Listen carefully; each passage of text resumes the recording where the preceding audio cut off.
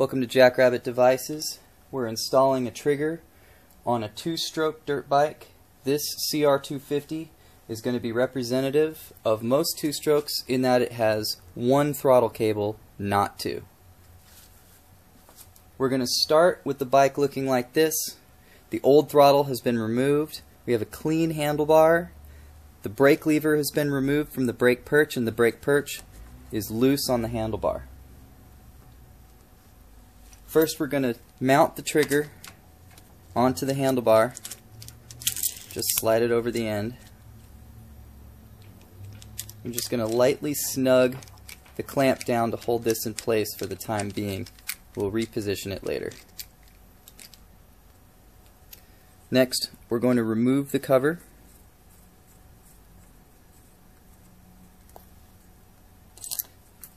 Be careful when you remove the cover not to let this washer here fall out and get lost.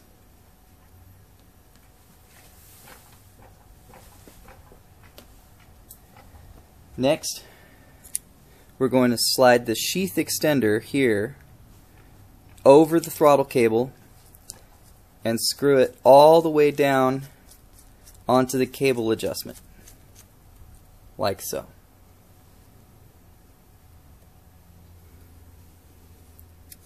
We'll use a pair of pliers to just gently remove the spool from the trigger.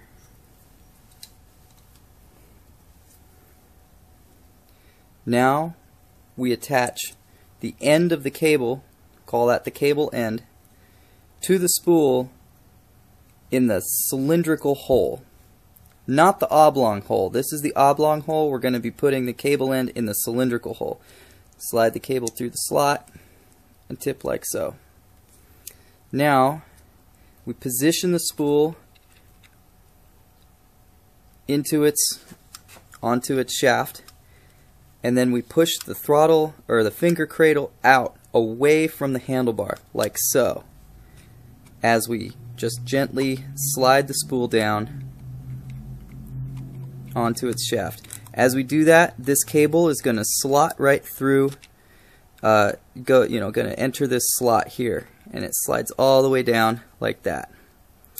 We want to make sure that this slot that's just above the cable end matches up with one of these 4 marks on the trigger housing. Then we thread the sheath extender all the way down onto the trigger housing. Put a finger over the bearing and pull the finger cradle in towards the handlebar and make sure that the spool rotates smoothly.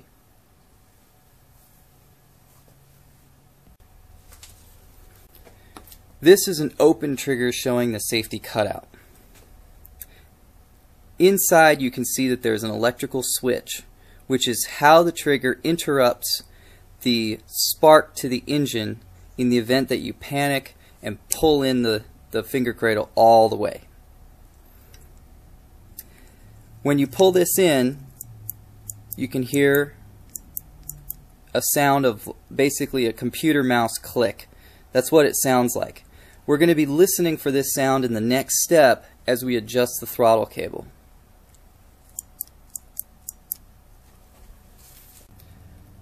Now we're going to be adjusting the throttle cable so you can access the full throttle range, but also still access the safety cutout.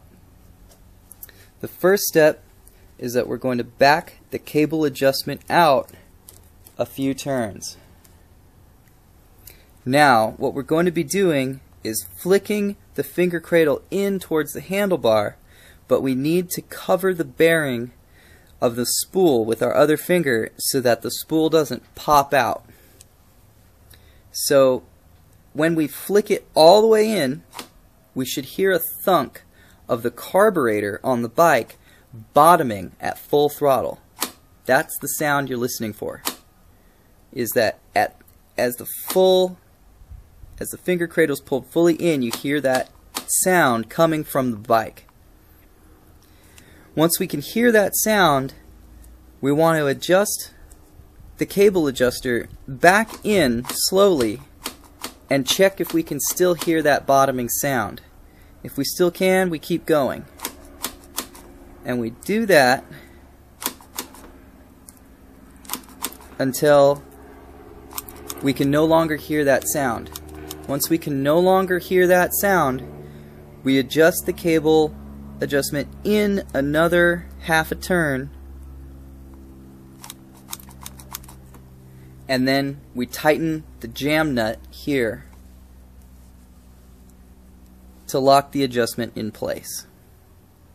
To verify that you are actually still able to access the safety cutout, gently pull the finger cradle in until you feel it stop right there, and then apply a little more force, a little more pulling force with your finger, and you should hear what sounds like a computer mouse click coming from the trigger. It's a subtle sound, but if you listen carefully, you should be able to hear it.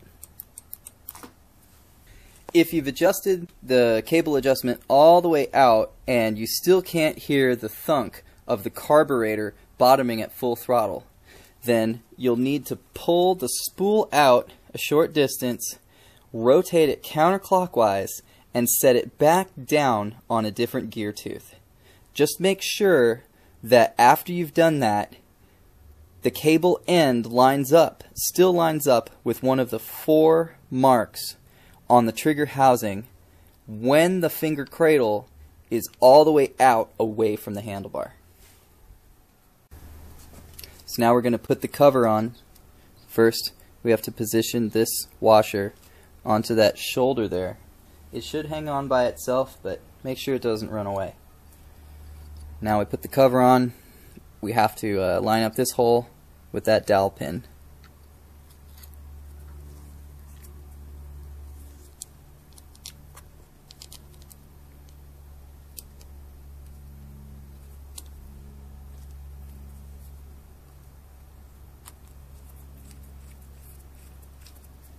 Snug that down. Now, I'm going to tip this out of the way and install the brake lever. Put this spring in here. This spring lines up with that hole.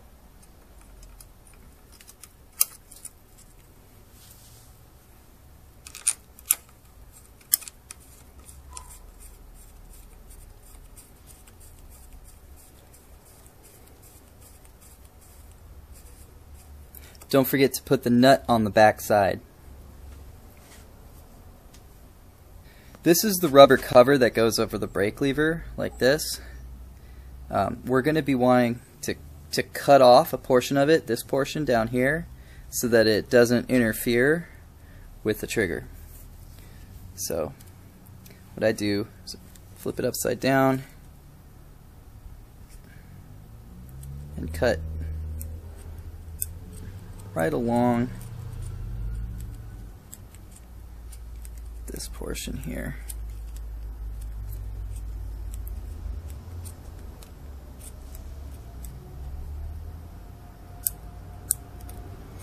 And then kind of out so that you still have this top portion, but you've removed the bottom portion. Now we slide it over brake lever and fit it over the perch like that. So it still should be covering this portion of the lever, but this should be exposed. Now we're going to position the brake lever and the trigger along the handlebars so that they don't interfere. First, you're going to want to pull the brake lever in and make sure that the end of the brake lever doesn't extend past the end of the handlebar, just to prevent the brake lever from getting broken too early. Once you've got the brake lever in the right spot, tighten down the clamp to clamp the perch onto the handlebar.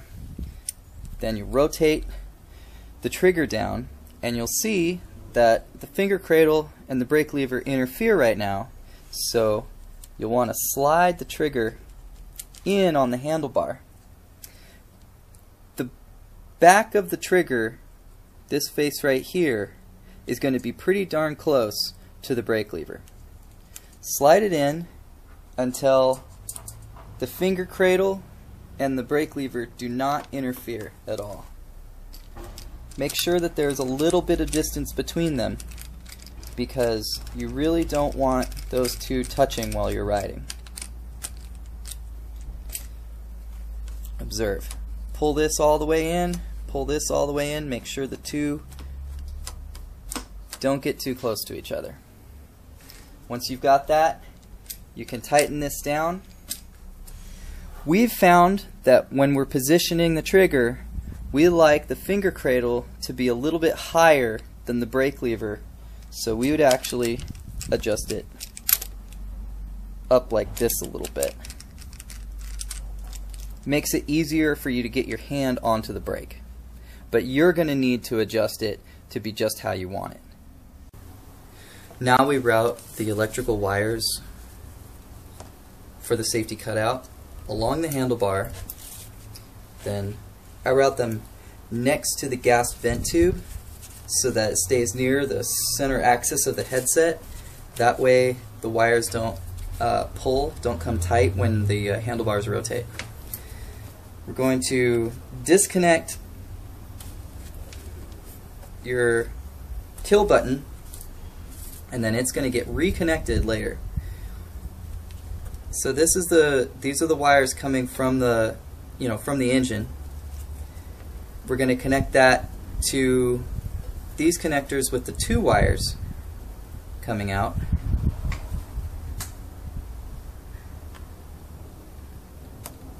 Push them in until they snap. You should feel a good solid snap. It might take some force to get them all the way in until they snap. So now we've got those connected to the engine, and then these extra tails here are what you reconnect your kill switch to. Again, push them in nice and hard till you hear a snap. Okay, now we take up the slack, and what I generally do is just kind of double it over, and I'll use a zip tie to take up the slack in the cabling. After you've done that, you're going to want to rotate the handlebars back and forth all the way to both stops, and make sure that the wires don't come tight. If you have certain bikes don't have the same types of connectors, so with your trigger I've shipped you extra connectors so that you can make these connections just with a crimping tool and wire strippers if you need to. Now we install the handlebar grip. You're going to need to use ATV grips because you no longer have the extra thickness of the throttle tube. So ATV grips, which have thumb throttles, use grips with the same diameter on both sides. Just slide the grip over, and then slide it all the way in. You're going to want to slide it all the way in until it's actually touching the trigger. Then you can use wire to secure the grip from rotating and prevent any contaminants from getting inside. Thank you for buying your trigger. Please enjoy your trigger safely. The best way to do that is to set aside some time to get familiar with the trigger by riding on familiar, not challenging terrain, something with not too many obstacles. Open areas are the best. If you need to contact us, just go to jackrabbitdevices.com and click contact us, and then either leave us a message or give us a call, and we'll get right back to you. Thank you very much.